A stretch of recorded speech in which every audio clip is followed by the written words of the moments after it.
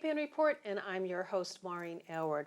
Our topic is what's driving tourism in Gloucester. My guests are Jill Cahill, the Community Development Director for the City of Gloucester, Elizabeth Carey, Executive Director of Discover Gloucester, Julie Cook, North of Boston Convention and Visitors Bureau, Jen Amero, who is on the Tourism Commission for the City of Gloucester, and Laura Dow, who owns the Vista Motel, but is also on the Discover Gloucester board. So thank you all for being on Cape Ann Report. We're in for a lively discussion, I believe. Of course, indeed. Let's get to it. Here we are at the height of tourism season on Cape Ann, right? And so one of the reasons why I wanted to have you on is to give folks a behind-the-scenes peek as what's happening. Like, how do tourists find out about Gloucester and Cape Ann? How are they able to get here? How does the city and also these other groups connect the dots to make it a seamless experience for tourists? So, Elizabeth, I want to start with you, and I would like for you to define tourism for us. Define tourism. Yeah, well, you're doing the destination marketing organization Indeed. called Discover Gloucester. So define it for us, and also tell us about what Discover Gloucester does. So our mission as the DMO in Gloucester is to promote Gloucester and Cape Ann, but primarily Gloucester, as a premier visitor destination. That is done by several different ways: telling stories, going to trade shows, hosting fam trips, creating agendas, doing a lot of social media campaigns, telling people how wonderful and fun Gloucester is. And not only in the summertime, but a part of our mission is to certainly extend the season and to make sure that people are aware of Gloucester's enchantment all year round. Wow, Gloucester is enchanting. Like that. Yeah, I like that too. So to all of you, what is tourism? How is tourism part of what you do? And Julie, let's go to you from the North Shore. North of Boston. North of Boston. Convention and Visitors Bureau. Thank you. Basically what we do is we market all 34 cities and towns of Essex County. But we do it both to domestic and international visitors. And we are a private-public organization in terms of we get some money from the Mass Office of Travel and Tourism, and we match that grant each year, dollar for dollar, with private investments. And so we reach out to leisure tour travelers, group tours, corporate weddings, special events, that sort of thing. And we work with all the different DMOs, the destination marketing organizations, and chambers of commerce to make that all happen. We do get grant funds each year, and we last year we got $6 million, and we're hoping to get $7.2 million. It's one of the third largest allocations from the state that we get. So we're working on that, and if you wanted to know the economic impact of that was my next question. What's tourism in Massachusetts, it's a $22.9 billion a year business. And it directly generates that, with $1.1 billion of that figure coming from Essex County. So Big business. Great, big business. So Jill, you're the Community Development Director for the City of Gloucester.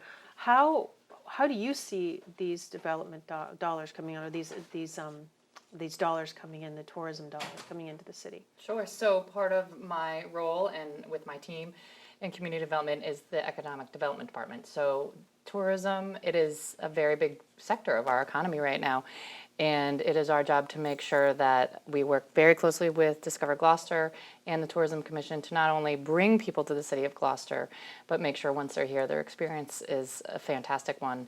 And I think the city is doing a great job, and we talked about this a little earlier, at finally rowing in the same direction, because Gloucester's ready to get our portion of that. What was it, 2.9 million in this area? So I think it's really important for Gloucester to shine. It's an important part of what we do. It's an important part of how people make a living here in the City of Gloucester. So we're really involved in this mayor and this administration. It is something that she understands, and it's really important to her. So how does the Tourism Commission link up, Jen? Because you're a newly appointed member of that group. And how is that linking up with what the city is doing and what some of these other groups are doing? Okay, so the Tourism Commission comes in to support what Discover Gloucester is doing. So Discover Gloucester and MOT, the Mass Office of Travel and Tourism, they go out and they they basically promote Cape Ann and the North Shore as a destination.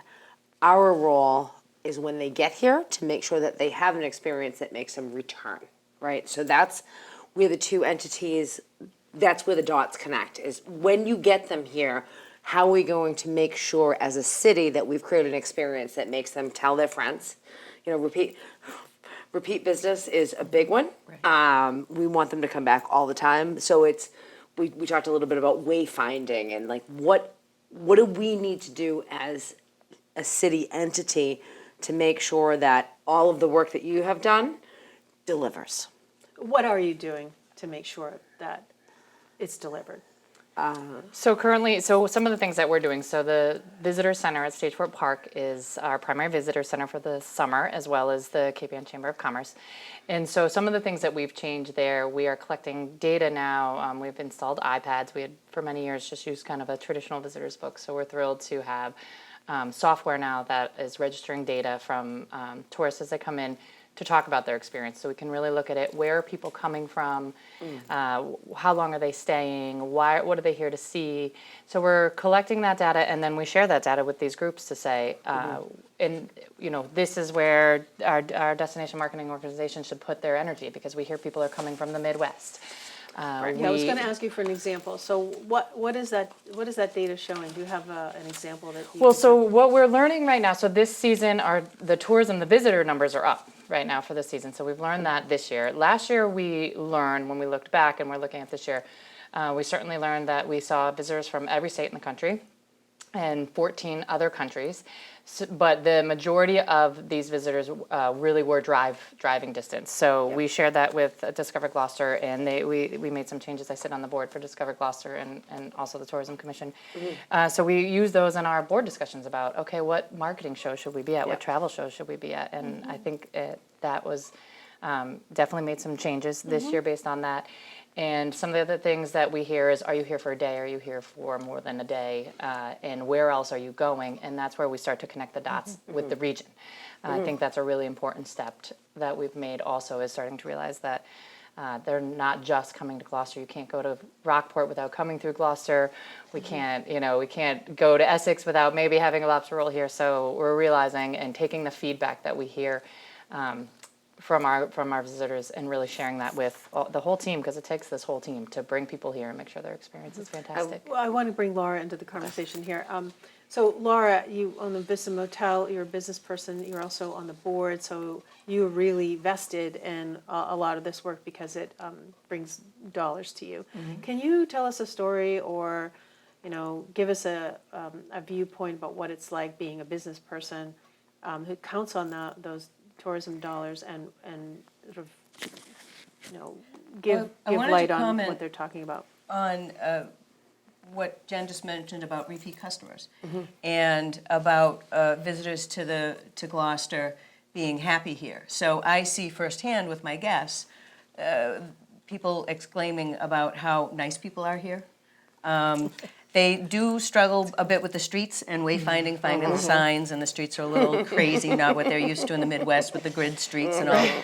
But they very often comment on how nice people are here, and I do see a lot of repeat business at the motel.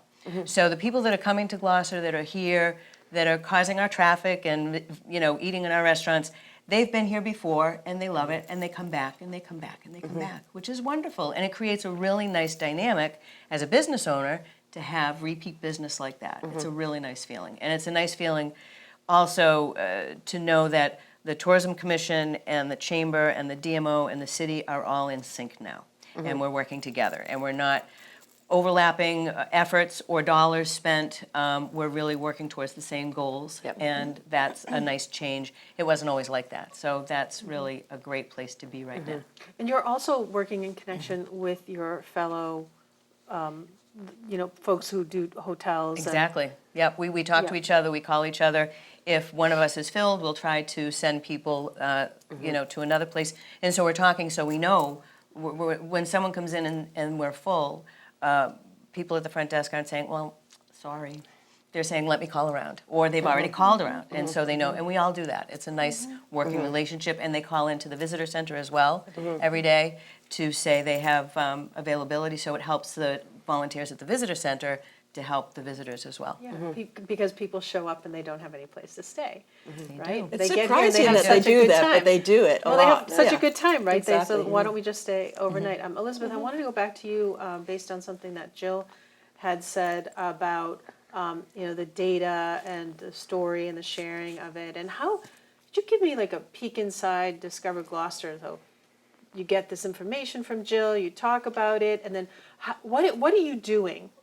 I know that you go to different conventions and such. Can you Okay. talk about that? So the data collection is sort of a new initiative for us, and with the city doing theirs, we also have a survey on our website.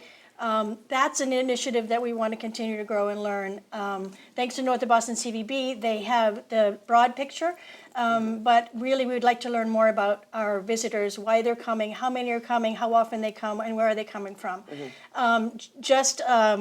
To make note of some of the information that the data has collected, we used to go to trade shows in Boston and Gillette Stadium and Connecticut and Rhode Island, and after we learned that a lot of our visitors are coming from upstate New York, New Jersey, Pennsylvania, DC, we switched it up last year and went to the New York Times Travel Show, and I will tell you the amount of people that stopped at our booth was amazing, and they were so eager to learn more about Gloucester and Cape Ann than we've ever seen in the last several years of doing trade shows. So that kind of information, it also helps to tell people that if your audience is from New York, then that's where you buy your campaigns. That's where you spend your ad dollars. And so the more we learn about the visitor, the better we can do as a DMO. How do you follow on that, Julie? Well, I'm reading my little notes here, but just one thing to note is that Gloucester, let me see how we word it. The top domestic economic impact in Essex County by city and town is as follows. Gloucester with 100, let's see if I can get this right, 111,764,767 dollars. This is the first time that Gloucester has generated more domestic expenditures than Salem. And they say that one of the... Imagine how happy that makes me.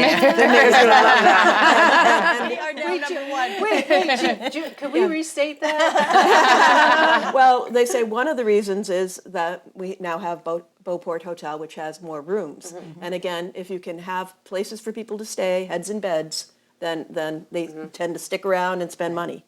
And Salem came in second with Peabody Danvers, which has some of the bigger Hotels. hotels, followed by a few other places in there. But based on the data, most of them are coming from New England and the mid-Atlantic states, spending cash withdrawals that account for 84.7% of north of Boston's domestic spend. But basically, all your efforts are Paying off? paying off. They're working. Yeah. That's great. So let's talk about the tourism culture, the tourism industry here in Gloucester, and what that means to the city of Gloucester. I guess Jill, just you can kick it off, and everybody can comment on that. So one of the things that we're always trying to do in the city of Gloucester is start to take some of the tax burden off of our residents and grow our commercial tax base. And we have to look at all of the opportunities. We're at the end of the line, so to speak. So we really have to keep our eyes open and be ready to be open for business for what people are doing. So tourism plays a really important role in that, and we're learning more and more every year about this, and we're learning that not only do they come by car, but now we're learning they come by boat. That's a huge growing sector as well. So for us, we're working really hard to encourage tourist business and support them, as we've been talking about on the off season. And then also balance that and share the message with our friends and neighbors that while you're sitting in traffic for a few months, and we understand and we respect that, we hope and encourage people to understand that the people who are making their living off of this industry are your friends and your neighbors and your relatives. So we ask that people be patient and work with us, because it's a really important part of our economic drivers. But it also means those nice restaurants are staying open year-round because they Exactly. can afford to, because they do make enough money in the summer. So we have all these fabulous restaurants Exactly. that Right. stay open year-round. And we culture can enjoy them. and art. And culture, yeah, Right. exactly. And I will say, as a parent of a teenager, it is so nice to know that, like, when she comes home in the summer, she will have a job at one of 8,000 restaurants to put some cash in her pocket before she Absolutely. goes back to school. And, which is how I grew up, you know? I remember coming home in the summers and my friends being like, well, I don't understand why I don't stay in Burlington, Vermont in the summertime. I'm like, because I can make a fortune in Gloucester and work a little less hard when I'm actually hitting the books. So, but that's one of the other things that, like this whole shoulder season concept, when I worked for Serenity moons ago, we kept looking at the numbers and our tickets were much higher off-season.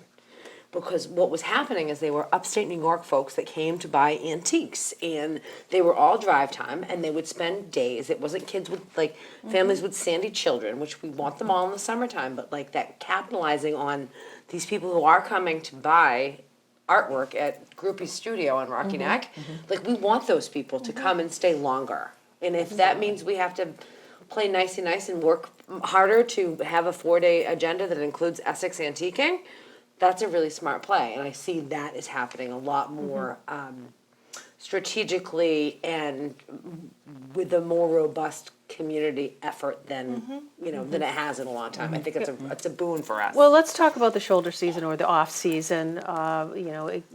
I know that we're busy up until Christmas sometimes, and the only month that seems to be free is February or light, right? There's a reason for that. That's light. But we seem to be busy almost year round, with it getting a little lighter in the wintertime. But what are some thoughts about increasing or the work that's being done to push folks and tourists here during that shoulder I'll season? say too that the tourism films and movies are probably an enormous energy driving mechanism. Do you mean films that are produced, filmed that are here? produced locally? Okay. I go to these trade shows and talk to a lot of travelers, and it's Still the Perfect Storm, and it's Wicked Tuna, and it's even Captain's Courageous. There's a film now being produced on the North Shore with Adam Sandler, and it's called Halloween. And all of the cities up on the North Shore are getting a huge amount of film crew and opportunity to be part of that Netflix film. I think it's coming out in October of next year. So they're here during the fall. Are they here right now. They're here No, right they're here now. right now. They're They're here in right now. Marblehead and Salem right now filming. But those Halloween movies and TV or films something? kind of Yes. stay constant, so that you can come here in October or March and still want to see the Wicked Tuna boats, or you want to see where the crow's nest is. So that really is a big drive for us. And making those connections between how it's an economic driver for more industries than just tourism, than just the tourism-based businesses. So one of the things that we talk about with our colleagues at the state often is that the fishing industry and the tourism industry and the artists in this community have not only coexisted so well for hundreds of years, almost 400 years, they really inspire each other, and we can't have one without the other. People come to Gloucester because of its authenticity, because of our fishing industry, because we have one of the oldest artist colonies in the country. So, and we really need to share that message that this is, we all work together, we all benefit from this together, and it drives us, and it works, like you said, with the film industry. We all know that's a big piece of it as well, and people feel, all sorts of businesses feel the impact of that. So making sure we share that story, so that's part of why I think we're all here tonight, too. Yeah, I wanted to touch on the story because for a long time the story has been, the fishing industry or the fishing story, like you were just mentioning, Elizabeth. Now it's Wicked Tuna, the Perfect Storm. But how do you grow the story based on these groups here? It's such a dynamic culture here. It's a rich culture, a historical culture.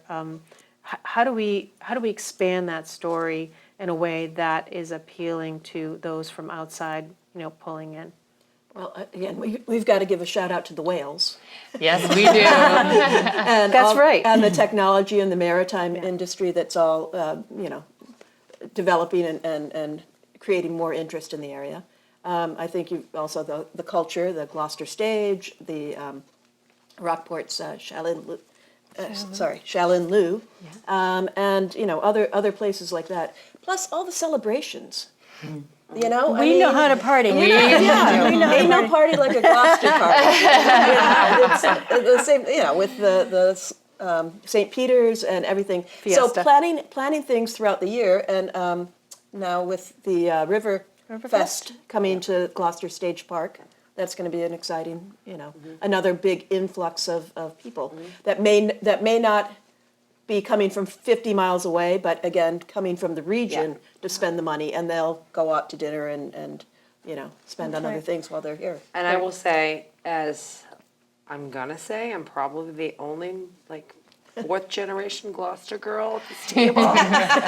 Maybe fifth generation.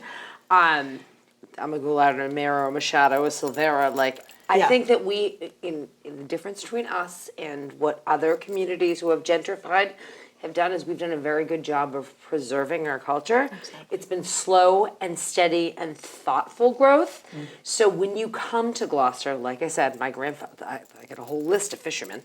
But when you come to Gloucester and what you experience when you're talking to somebody, like the extreme fishing initiative that's happening at Wheelhouse Co-work space, that's a real fisherman that's doing that. You know what I mean? It's like this is not, I love all of our film and stage stuff, but when you come here, if you're talking to a fisherman on the docks, he actually really is a fisherman. And his grandfather probably made the nets. I bring my dogs to the seine fields, and there are fishermen out there drying nets on the seine fields. I think we've done a very good job of, when people come here and they experience Gloucester as a fishing community, what they're seeing is this is not stage play. This is, we still are who we are. Okay, exactly. So the summer seems to be more of the, the ocean-based, visitors wanting to see either fishermen or visit the beaches, obviously. That's a big pull. Elizabeth, did you want to say something? Yes, but now it went away. I will say one word, and Elizabeth and I worked very closely on this, and Marie Santos from my team, when we worked with Essex National Heritage on a new kiosk at Stage Fort Park. They told us to choose one word to describe Gloucester, and we spent some time on it, and the word we came up with was authentic. And I think it gets to what we're all saying here. Our authenticity is what brings people to Gloucester, and so we have to stay true to that, and we have to stay true to who we are to balance out the market. Is that what makes Gloucester enchanting? I think enchanting was my favorite word that's come across in the conversation. I will tell a short story, and that is Please. when we had the cruise ships coming in, which they're coming back in September and October of this year, I was one of the welcome committees that were guiding people to experience some onshore activities. And several people came back with lots of shopping bags in their hand, but specifically couples came back saying, I just sat at a bar and I had the best lobster roll I've ever had in my lifetime, and I talked to a fisherman.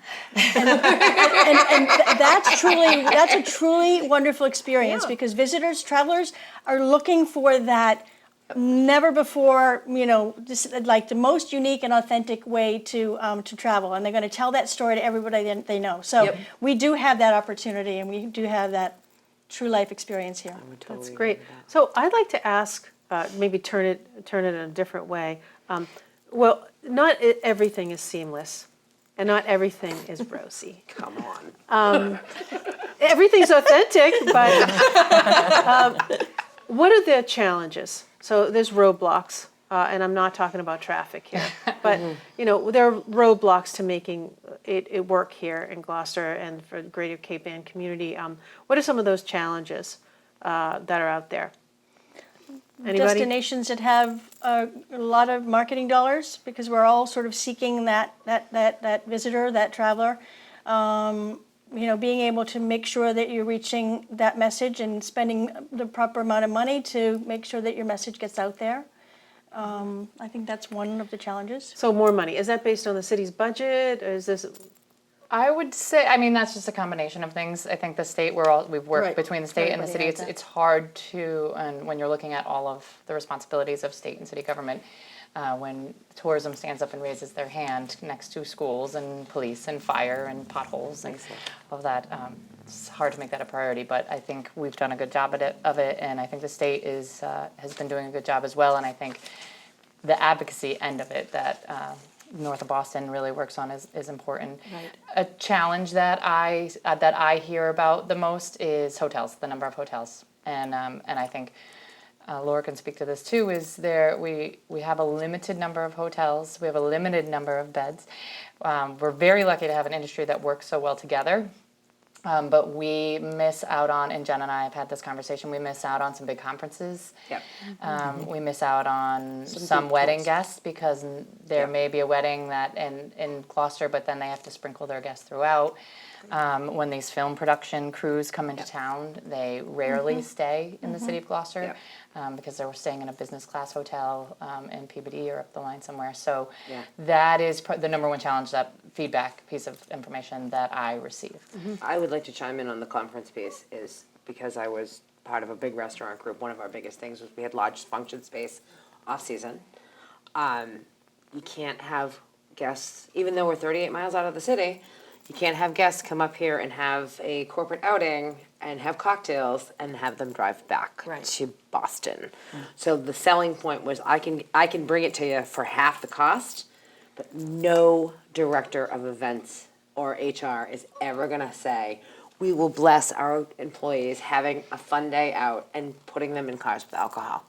So, I mean, I will say the hotel has resolved a little bit of that, but it still is a bigger challenge than. Sure, and the wedding business, it is difficult, and it's a great business for the Beauport and other properties that can handle it and that want that kind of business. But there is a bit of a saturation point too. I mean, you can only have so many weddings on a Saturday in July. Exactly. And that's why pushing the beauty of this place in the off-season, in the shoulder season, and trying to get people to understand that that's a great time to come.